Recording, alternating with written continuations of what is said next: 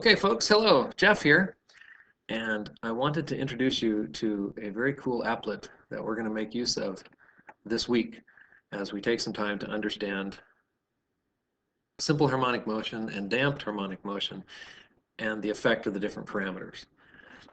First thing you need to do is make sure that your Java is configured. And on my Windows 8 machine, I have the configured Java. I have to go in here to the security screen and tell it right here that I want to specifically include these websites. And the one that we're going to use today is this falstad.com diffeq index.html. I'll remind you of that address in just a minute. So under the Materials tab in the Links for Second Order Equations, which has a lot of cool stuff in here that we're going to look at this week, the link that you want is the Visual Solutions to Second Order Differential Equations. Click on that. This is the website that you want to make sure is in your Configure Java security settings.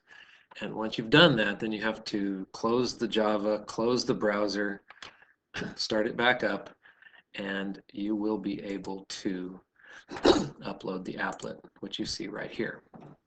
This is the single coolest applet that I have seen when it comes to second order differential equations.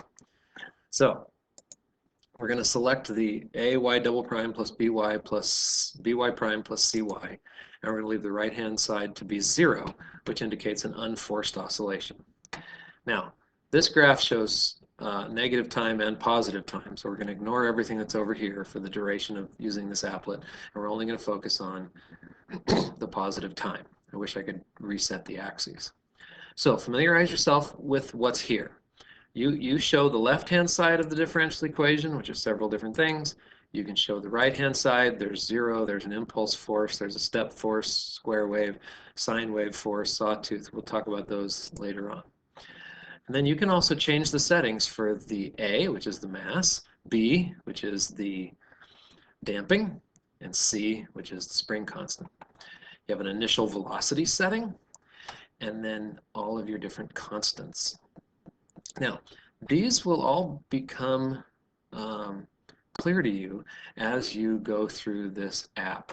But notice that you've got the differential equation right here, and then you've got its given solution. So C3 is what we've been calling the real part, or A, real part of the complex solution of the characteristic equation. C1 and C2 are your standard constants.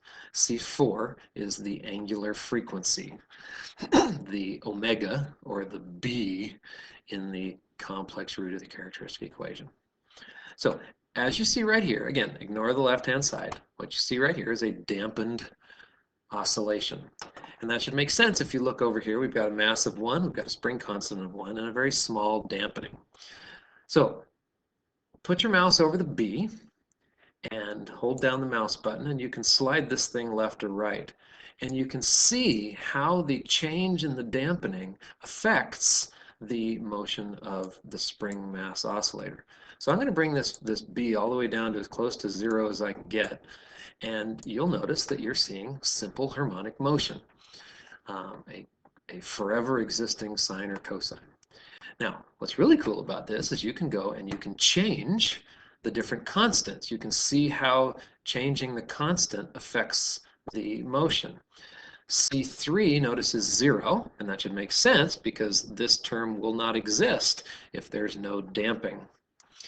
C4 is changing the angular velocity, but that doesn't seem to be changeable. Okay, I guess you can't change these. Oh yeah, you can change that one. Okay. Now, you can also take your mouse and you can move the wave around.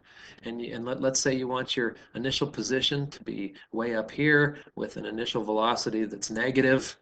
So right there, for example, and you will see that that particular sine wave corresponds to this differential equation with that initial y prime value. And let's say you want to know what happens if we have a higher amplitude. If you want the initial condition to be 0 with a negative derivative, well, here's the solutions. What makes this applet useful is that I can add whatever I want. So, for example, what would happen if I increase the spring constant? What effect does increasing the spring constant have? Well, let's do it. Click down. You notice that increasing the spring constant messes with the frequency. More spring constant, higher frequency, lower period. What happens if I mess with the mass? Higher mass, lower frequency, higher period.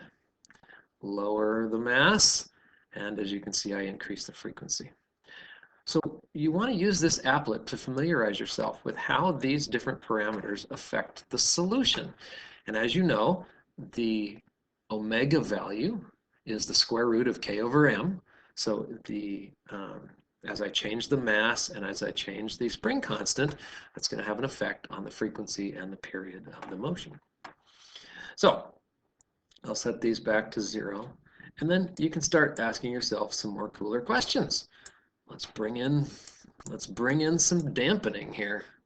Okay, I can shrink this down a little bit. Now again, ignore what's happening over here. This is negative time, and we're only interested in what happens here. So lots of dampening kills those oscillations really quickly. Less dampening gives me a nice underdamped scenario. Now, one thing you know is that there's a relationship between M, K, and B that will turn the overdamped solution into an turn an underdamped solution into an overdamped. So if I increase B to a certain amount, notice that we have, there's my underdamped, there's oscillations. Move it to just about this point where the underdamped turns into critical dampening, right at that point where B squared equals 4mk. And then when B squared is bigger than 4mk, that critical dampening turns into what you see right there, which is the overdamped case.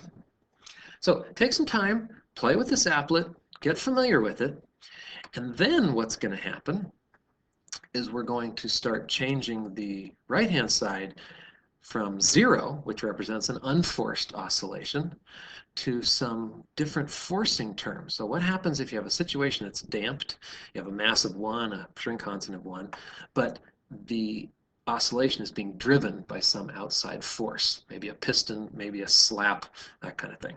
So that's what's coming next. Take some time, play with the applet, get familiar with it, and have fun.